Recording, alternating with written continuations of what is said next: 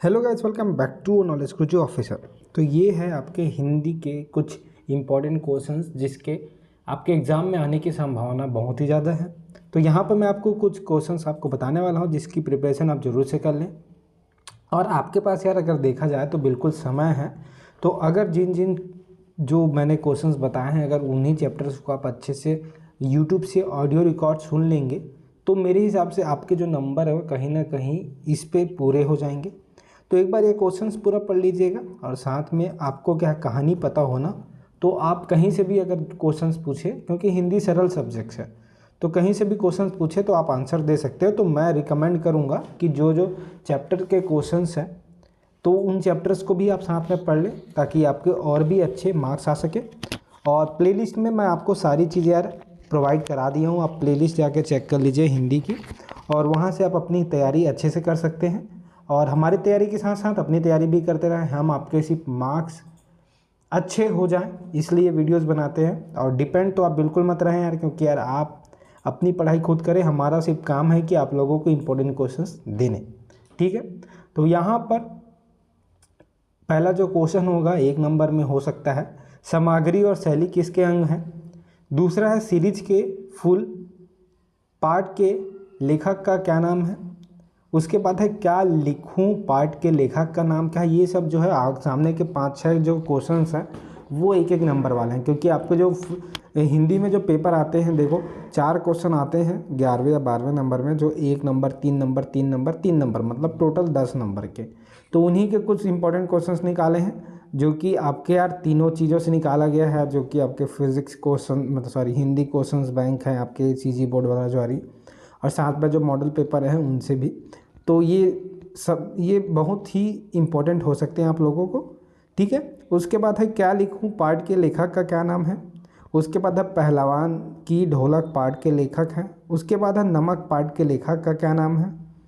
उसके बाद है भाग देना तिरकट टीना, ये भाग देना नहीं है, ये क्या बोलते हैं कुछ और है, तो यहाँ पे जो है मिस्टेक हो गई है, तो ये आप यहाँ पे देख लीजिएगा। उसके बाद है सफ़िया के भाई ने नमक की पूड़ियाँ ले जाने से क्यों मना कर दी, ये क्वेश्चन है जो कि पूछा जा सकता है। उसके बाद है इंद्र सेना की सबसे पहले गंगा मैया की जय क्यों बोलती है। नदियों का भारतीय सामाजिक सांस्कृतिक परिवेश में क्या महत्व है। ठीक है, उसके बाद है डॉक्टर अंबेडकर के मत से दास्ता की व्यापक परिभाषा लिखे, ये क्वेश्चन आपके आ सकते हैं। और हेट और खूट कहने से लेखक का क्या आशा है, ये इसके आंसर यहाँ पे हो सकते हैं, आप एक बार ज़रूर देखिएगा। उसके बाद यार देखो यहाँ पर ये श्रम विभाजन और जाति बुनियादी अंतर है, क्या है श्रम विभाजन और जाति प्रथा के आधार पर उत्तर लिखिए। उसके बाद है कैपिटलिस्टिक अर्थशास्त्र को लेखक ने किन आधारों पर मायावी एवं नीतिपूर्ण कहा है। उसके बाद क्वेश्चन है लेखक ने चार्ली का भारतीकरण किसे कहा और क्यों। गांधी और नेहरू ने भी उनका मतलब उनका सानिया को का चाहा, ये क्वेश्चन यहाँ पे कुछ मिस प्रिंट है लेकिन ये क्वेश्चन जो है इम्पॉर्टेंट है। उसके बाद क्वेश्चन आता है इंद्र सेना सबसे पहले गंगा मैया को जय क्यों बोलती है। नदियों का भारतीय सामाजिक सांस्कृतिक परिवेश में क्या महत्व है। ठीक है, उसके बाद आता है शारीरिक वंश परंपरा और सामाजिक उत्तराधिकार की दृष्टि ने मनुष्यों में असमानता संभावित रहने के बावजूद अंबेडकर समता को एक व्यर्थ सिद्धांत मानने का आग्रह क्यों किया है। इसके पीछे का उनका क्या तर्क है, ये आपको यहाँ पे बताने बोला है। उसके बाद आगे चलते हैं जहाँ पे दूसरा है ढोलक की आवाज़ का पूरे गांव वालों पर क्या असर होता है। बाजार में भगत जी के व्यक्तित्व का कौन कौन सा शासक पहलू उभर कर आता है। क्या आपकी नज़र में उनका आचरण समाज में शांति स्थापित करने में मददगार हो सकता है। तो ये इस प्रकार पूछा गया है। और अगर हिंदी की 1 शॉट वीडियो चाहिए जिस पे मैं सारी चीज़ें एक साथ बता दूं तो बिल्कुल से कमेंट पे आप बताइएगा।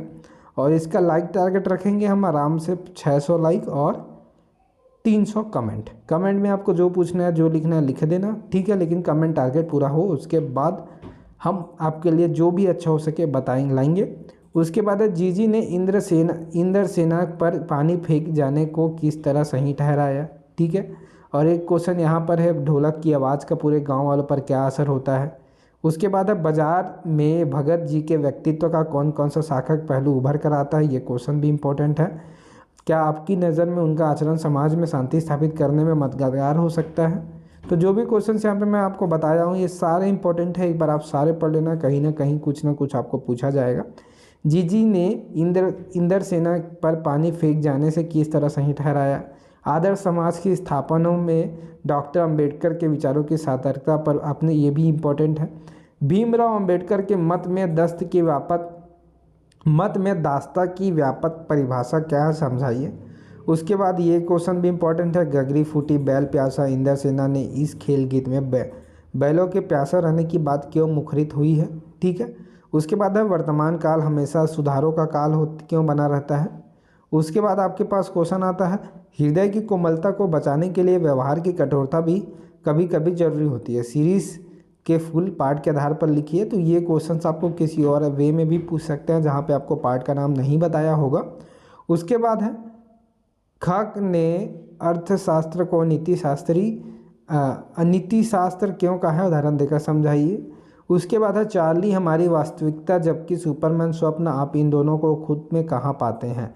ये चार्ली वाले चैप्टर्स, अम्बेडकर वाले चैप्टर्स, ढोलक वाले चैप्टर्स, आपके नमक वाले चैप्टर्स, ये सारे इंपॉर्टेंट हैं। तो यहाँ पे आपको देखना है अम्बेडकर, चार्ली, ये सारे क्वेश्चंस तो आपको आएंगे, तो बिल्कुल से सारे क्वेश्चंस एक बार कर लेना और हो सके तो इन सारे चैप्टर्स को आप पढ़ लेना ताकि आपके और भी अच्छे मार्क्स आ सके।